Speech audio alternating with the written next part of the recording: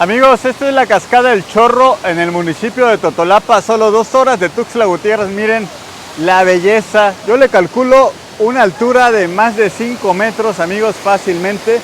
El agua es totalmente limpia, cristalina y bastante fría. Hay unos camaradas, a ver, aviéntense un clavadito. 2 horas, amigos, y se van a encontrar esta belleza natural. Totolapa, la tierra de Pacoyazo.